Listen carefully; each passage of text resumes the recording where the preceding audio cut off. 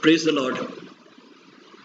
We thank God for giving us a small group where we can daily read His Word and try to understand what is it that the Lord is trying to communicate to us. And we thank God because He has not left us alone in this task. We thank Him for the Holy Spirit. Yes, indeed, in all the meetings that we have conducted till now, the Holy Spirit has come and He has explained to us the Word, and He has encouraged us, and He has also corrected us in many things that we have to be corrected. And today also, the Lord is speaking to us through the messages that He gave to Saint John the Apostle to give to the churches which were in Asia. But we know that from the wordings of those letters, that it was not only to the churches of those days, and indeed it was not only to that particular church to which it was addressed, but that He is speaking to all the churches, because every letter concludes with the word that we have to listen to what the Holy Spirit is speaking to the churches in plural. And the church is you and me, beloved brothers and sisters, because there is no church without the members.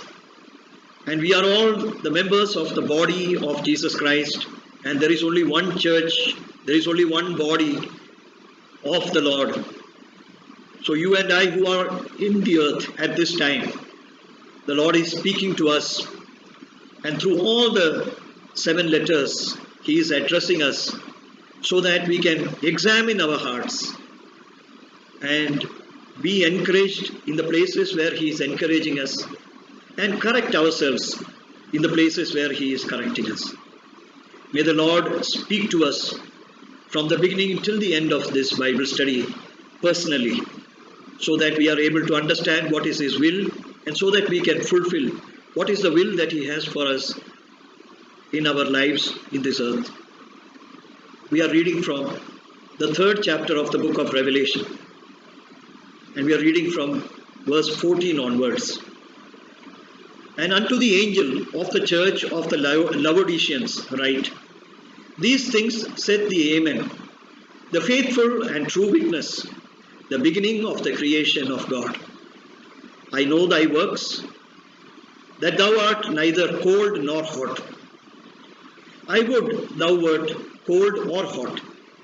So then, because thou art lukewarm, and neither cold nor hot, I will spew thee out of my mouth. So here, the Lord is writing some very strong words to this church. And this can include some of us who are listening to this message. And He starts off by telling about His quality. The Lord Jesus is telling that He is the Amen. And He is the faithful and true witness, and He is the beginning of the creation of God. Whenever we hear the word Amen, that refers to what Jesus had said, that let every word that you speak be yes or no, and let it be Amen, or you don't swear at all by the name of God. Don't swear by the name of God, don't swear by anything, but let every word that you speak be true, and let it be a yes or a no. And as far as His word is concerned, the Lord said that He is the yes and He is the Amen as far as the promises that He has made are concerned for each and every person. And when we read the Word of God, all the promises that are contained in the Word of God are yes and Amen through Jesus Christ our Lord. So whenever we read the word Amen, this is referring to the promise of God And whenever we hear about witness and a faithful witness, there also the Lord is telling about the testimonies or the promises that He is making through His Word of God, through the Word of God. And He says that every word that He is speaking is true. And when we read the beginning of the creation of God, this also, as we saw in the Gospel of St. John, this is referring to the Word of God. Because in the beginning was the Word. So all the three phrases are referring to the Word of God. So he is writing these words as the Word of God. And he is referring to that quality inside him, which makes him as a reliable person. Because everything that he speaks are yes and amen, and it is true, and he is faithful to his word. And before the creation of you and me or anything in the universe, he has always existed. And there is another thing that we read in the letter to Hebrews also, the first chapter, that he upholds everything in the creation by his word. So everything is held together by the faithfulness of his word. So he is a faithful God. That is what he is telling us. But then when he mentions us, he is telling that he looks at our works and he knows everything that we are doing. And he is telling that we are neither cold nor hot. Beloved brothers and sisters, this is just mentioning the spiritual condition of the believers of Jesus Christ. And he is telling that his will is that either we should be cold or we should be hot. But we should not be somewhere in between. And why does he mention this quality? This is intended for those who think that they are already very spiritual. For those of us who think that we are very spiritual, the Lord is telling that your works have become neither hot nor cold. Because no one can teach you anymore. You do not have that same attitude of trying to learn what is my will. You think that you know everything, that you are wise and no man can teach you. Beloved brothers and sisters, today also, there are many who attend churches or who listen to sermons. And beloved people of God, the only attitude of many of those people who listen to the word of God is that to find out what is it that this preacher is telling as an error. What is the mistake that preacher is speaking? And they boast about within themselves about the higher or superior knowledge that they have got. And what this leads to is actually a spiritual lukewarmness, an attitude of thinking that now no one can teach me anything more. I have been already in the fellowship for 10 years or 15 years or 20 years or more. And what is it that a person can teach me when I have heard the same word so many times, I have read the same word so many times, I have preached the same word so many times? What is it that any person can teach me? But here the Lord is telling that He is looking at our hearts and He is looking at our attitude towards Him. What is our attitude towards Him? When we read Matthew's Gospel, chapter 24, there the Lord is telling about the signs of the end times. And one of the signs of the end times is that the love of many will wax cold. The love that they have towards Jesus, or that is the Word of God, the love that they have, the reverence that they have towards the Word of God, it will diminish. Knowledge will increase. But the love of many people will leave them. That is what the Lord has told as one of the signs of the last days. And because of that, iniquities will abound. That is, many transgressions will start taking place because the same reverence towards the word of God has been lost. There is no novelty now left. Now nothing is new. This is all old things that have been repeated again and again. That is what the people will say. And what this produces is, it produces a lukewarmness in the Christians. No more are they excited when there is a fellowship, when they go to join the worship. The words of the songs, they are very familiar to them. They never think of what is it that they are singing. And there is only an attitude of criticism.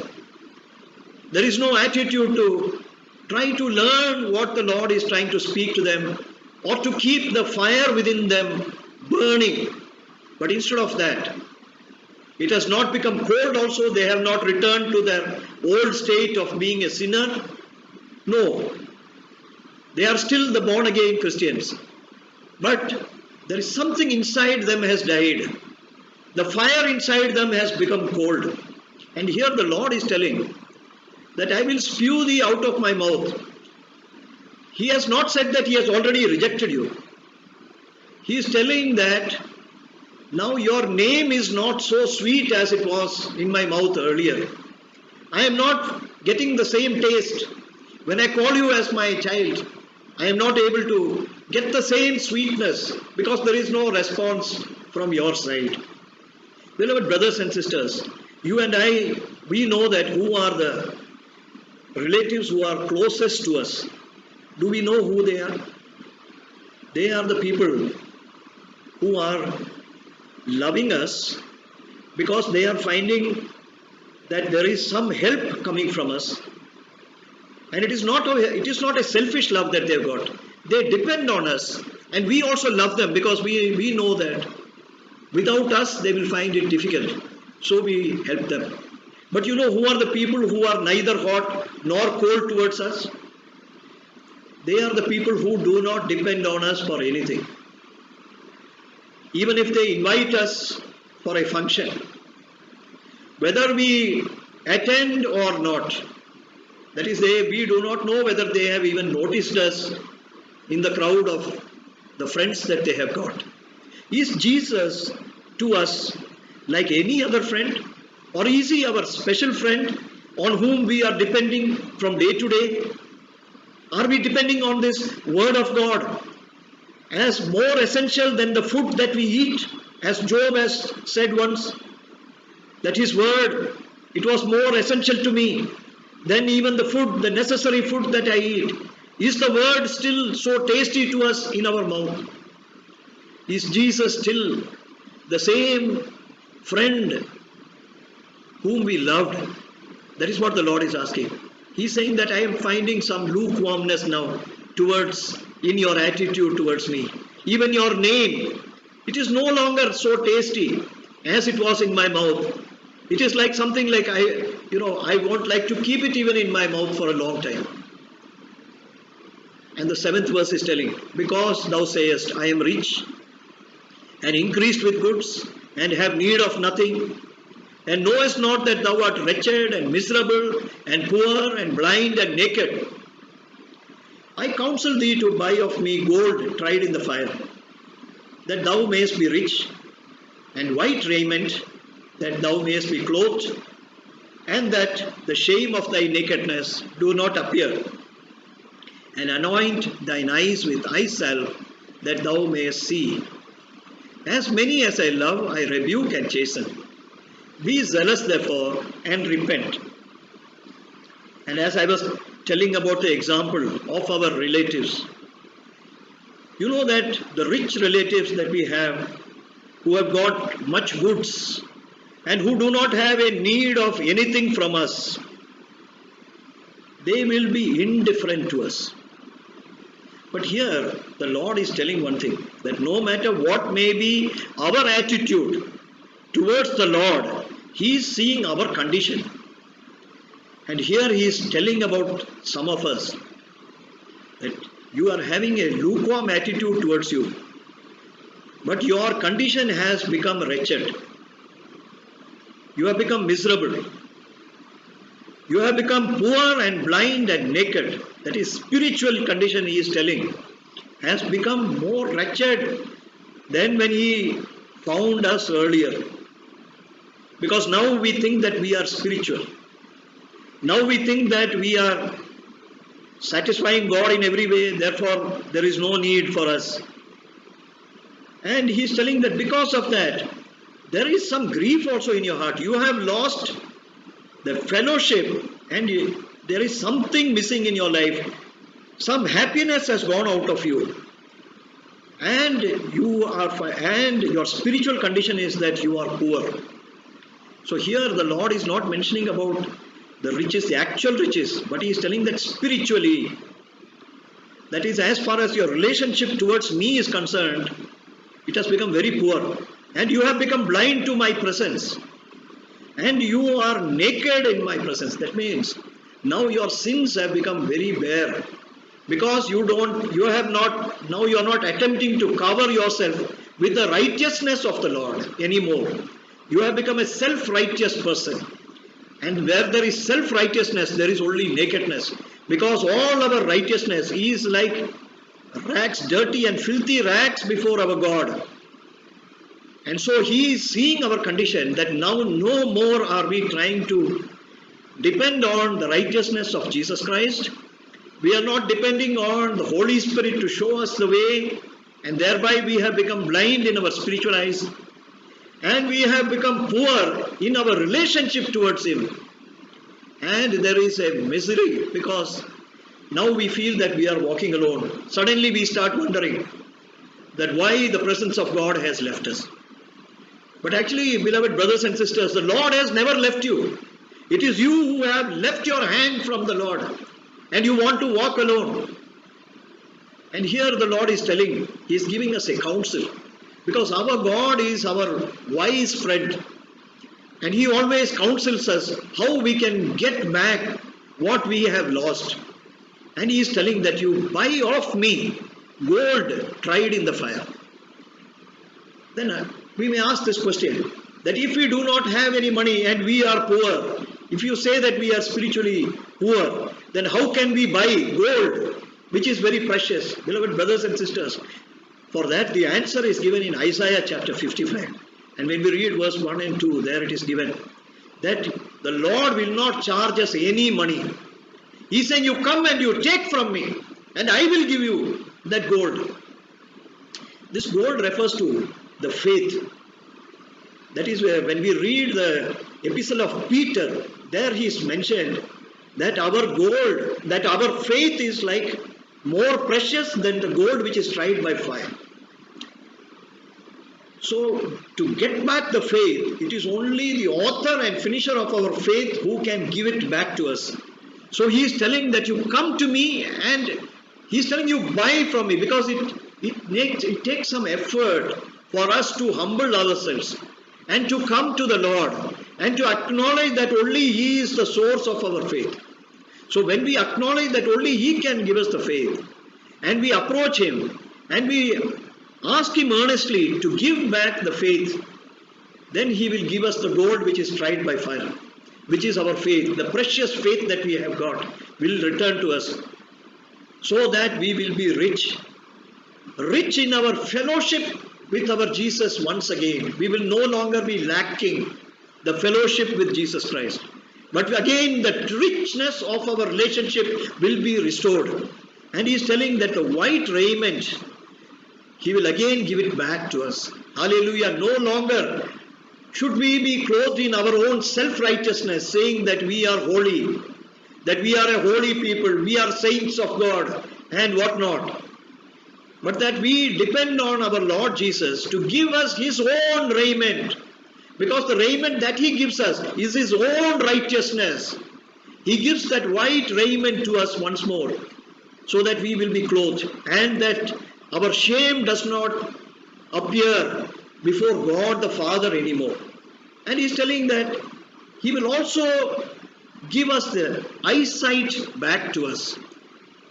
That is, he will anoint our eyes with the eye salve By this eye salve, what he is talking about is this again the word of God. Because when we read the Psalm 19, there is a mention of the word of God being the lamp of our eyes. Hallelujah. He restores that eyesight back to us. He helps us to again discover the mysteries and the secret and the delight of His word, so that we can see those and again, once again, rejoice in the truths that He reveals to us. And then He is telling that as many as I love, I rebuke and chasten. So that we might not take this offense to what He is telling us from this counsel. He is gently telling us that I love you. I am rebuking you and I am trying to purify you only because I love you, my child. And He is telling that you be zealous. You have lost your zeal for me. Get back your zeal, your earnestness and your sincerity for me. And He is saying that you repent. The Lord wants us to come back. Repentance means to come back to Him. He wants us to come back to where we had left off, so that He will help us to walk in the way. And the 20th verse is telling, behold, I stand at the door and knock. If any man hear my voice and open the door, I will come into him and will sup with him, and he with me. To him that overcometh will I grant to sit with me in my throne, even as I also overcame and am set down with my Father in His throne. He that hath an ear, let him hear what the Spirit saith unto the churches. So here the Lord is telling that I feel that I have been left out of your house. You have locked yourself inside the house and you have left me outside. The Lord is standing still outside. The Lord has not left us. That is the good news that we have. Even though we lost our love for the Lord for a time being, the Lord has still not deserted us, because He is the God, our Lord Jesus Christ, who is walking in the midst of the 7 candlesticks. And He wants to keep the candlesticks burning. And He is keeping that candlestick burning. And that is why He is counseling us. And He is saying that I have still not left you, my child. I am at the door. Remember that these words are spoken not to a person who has not known Jesus. This is not spoken to a sinner who has not heard about Jesus.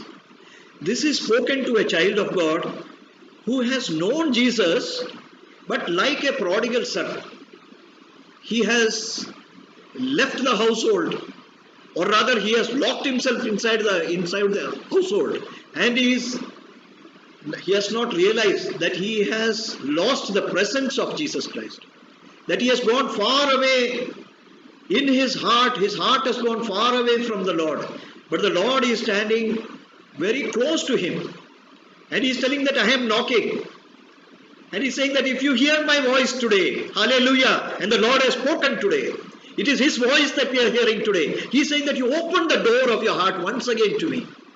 He is saying that I will come again to you. And not only that, I will give you a sumptuous banquet.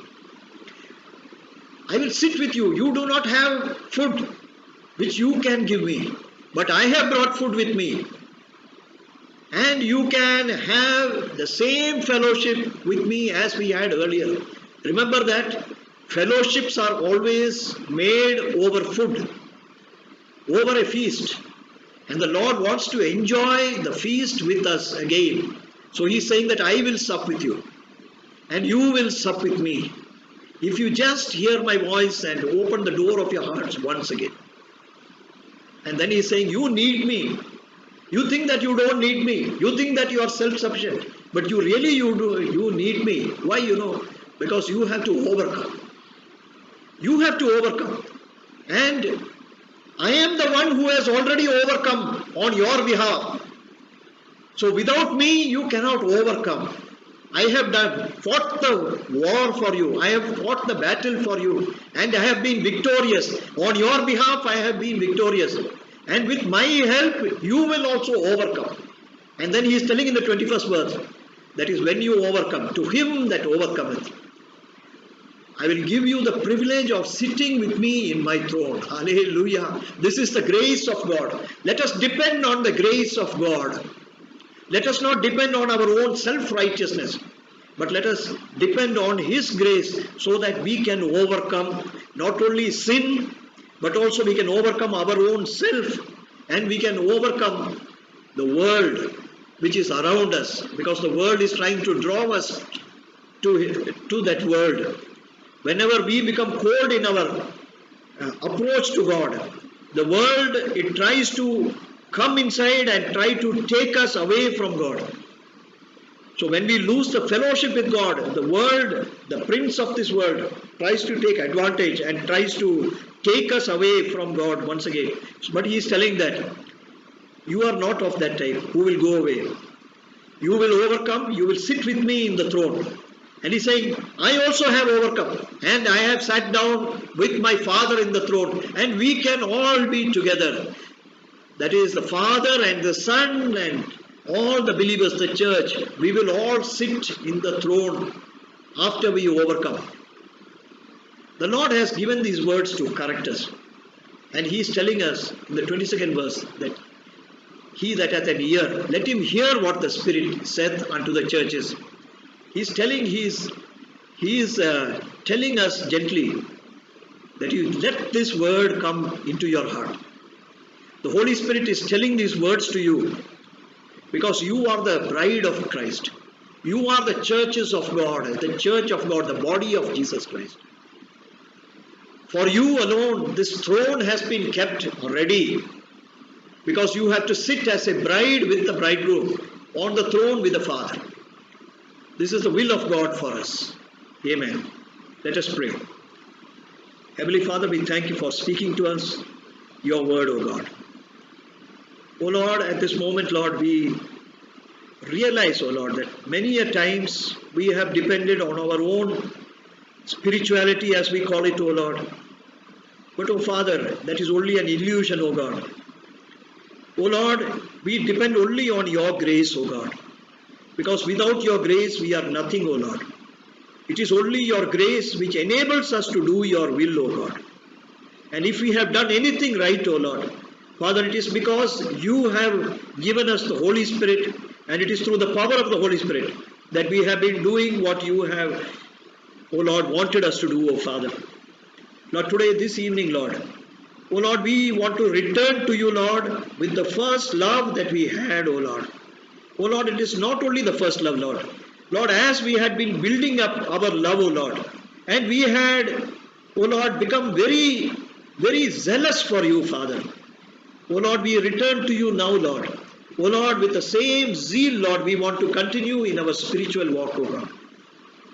Lord, we offer our spirit and soul and body to you again, Lord.